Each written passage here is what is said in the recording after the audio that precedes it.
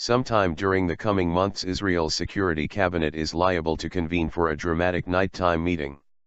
Under this scenario, at this point, still an imaginary one, intelligence officials will present the ministers with new and disturbing information that had reached them: a new delivery of anti-aircraft missiles, S-330, SA-17 or SA-22, or Yakhont shore-to-sea missiles, has been identified in Syria. It's possible they were sent by Russia, under previously signed contracts between Moscow and Damascus. Such anti-aircraft missiles in the hands of the Syrian army are liable to reduce the advantage the Israel Air Force has in the northern skies, while the Yakhont, which is accurate and deadly, threatens all sea traffic to Israel as well as crucial infrastructure, like the gas wells and the Hadera power plant, near the shore. Even more serious, say the experts, is that Syria is liable to decide to transfer these modern missiles to Hezbollah, or even give a sample of them to its partner, Iran, whose scientists are eager to decipher Russian technologies. Intelligence officials and Air Force commanders will pressure the ministers to attack quickly and thus exploit this opportunity. The information, they'll say, is temporary and fluid. If we don't take action now, there's no way of knowing where Hezbollah will hide these missiles in Lebanon later on. It's important to prevent a change in the military equation in the north with weapons that break the balance of power. All these are certainly threats that cannot be dismissed. But if the ministers approve such a move, Israel could be a step away from war with both Syria and Hezbollah, even though its rivals have even less of an interest in such a military confrontation than Israel does. This scenario is not totally divorced from reality. According to foreign media reports, this is more or less what preceded the second airstrike, of the three this year, attributed to Israel, which took place in late April. The ministers were summoned to a night meeting, after which the Air Force blew up a shipment of Fateh 110 rockets, which have steep trajectory and medium range, not long after they had been transferred from Iran to Damascus, en route to Hezbollah. The strike hit a few sites near the Syrian capital. Only 2 days later, the IAF conducted a supplementary sortie and hit additional parts of the shipment. It was later reported that the destroyed rockets had been equipped with GPS devices, which greatly improved their accuracy. Assad owes Hezbollah. The murderous civil war in Syria has led to a boost in the alliance between President Bashar Assad's regime and Iran and Hezbollah. What was once dubbed the axis of evil has long ago come out in the open. Assad now owes one to Hezbollah's determined fighters, who helped him achieve victory in the strategic city of Qusayr last week, a triumph liable to give him renewed momentum in his effort to retake control over northern Syria's central cities, first and foremost Aleppo.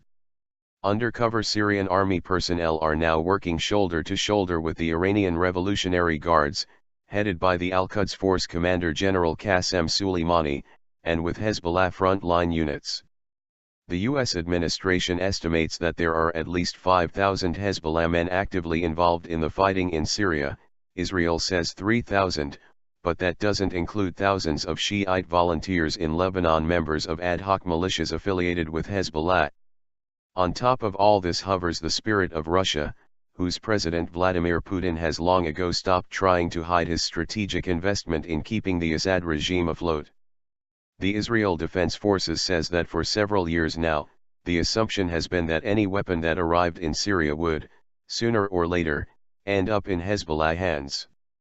Now that Assad is even more in debt to the Lebanese group, this is a given. From here one can assess with a great degree of certainty that there will be additional attempts to smuggle weapons to Hezbollah in the coming months. That's the background to the long series of Israeli warnings from Prime Minister Benjamin Netanyahu, Defense Minister Moshe Ya'alon and his predecessor Ehud Barak that Israel will act to foil the smuggling of quality weapons into Lebanon. Recently those warnings have gotten more specific. IAF Commander Major General Amir Eshel has said that war in the north is liable to break out quickly and with little warning. The head of the National Security Council, Major General Res.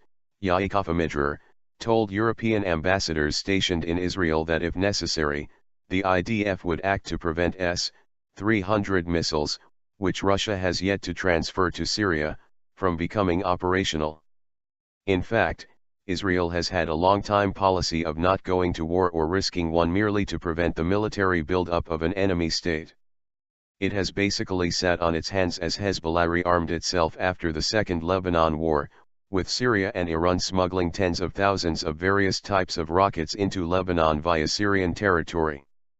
In the overwhelming majority of these transfers, Israel did not intervene.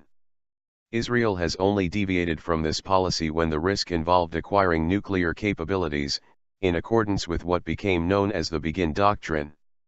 This was the case in Iraq in 1981 and, according to international reports, in the case of the 2007 airstrike on Syria. Yet even when it operated in Syria, blowing up the nuclear installation at Deir ez-Zor, and, according to foreign reports, when it assassinated a senior Syrian general and Hezbollah operations officer Imad Mughniya, both in 2008, plausible deniability was rigorously maintained. Israel never took public responsibility for these attacks, which enabled Assad to ignore them and avoid a military response. Local assassinations remained under the radar and did not lead to a strategic escalation. Assad can't remain silent. This time, however, the situation is different. After the second attack in April, sources in the American administration leaked information to the effect that it was Israel that had bombed the warehouses near Damascus. After the third attack 2 days later, Assad could no longer remain silent, both because of the reports from the United States, and because the targets were not far from his palace and the explosions were seen by everyone in the Syrian capital. Since then, the Syrian dictator has issued frequent threats to take revenge on Israel and open a resistance front against it on the Golan Heights, particularly if Israel dares to strike again. The last time he made such a threat was Monday, in an interview with a Lebanese newspaper. One can assume that the previous Israeli attacks were conducted based on intelligence assessments that Assad wouldn't respond. Despite his entanglement in a civil war, it's particularly difficult now to predict Assad's next moves. Would he, even though the balance of power clearly favors the IDF, see himself as obligated to retaliate in the event Israel strikes again? Is it possible to bet that the parties won't find themselves plunged into a war, one it's doubtful the Syrian ruler has thought through? Israel, meanwhile, is liable to find itself dragged into the heart of the Syrian conflict, not just between the regime and the rebels, between the Shiites and the Sunnis, but between Russia and the United States. Justice Minister Tzipi Livni is a member of the Netanyahu government's inner cabinet. In 2006, as foreign minister, she was a member of the Septet, the group of ministers who made a substantial portion of the Olmert government's decisions during the Second Lebanon War. In interviews after that debacle, she admitted that the ministers didn't understand that they had approved launching a war. "Nobody spoke about war," she said then. "We approved an operation, and then another operation and another operation. That's liable to happen with regard to Syria in 2013, even though the lessons of Lebanon have been learned and recalled so many times since then."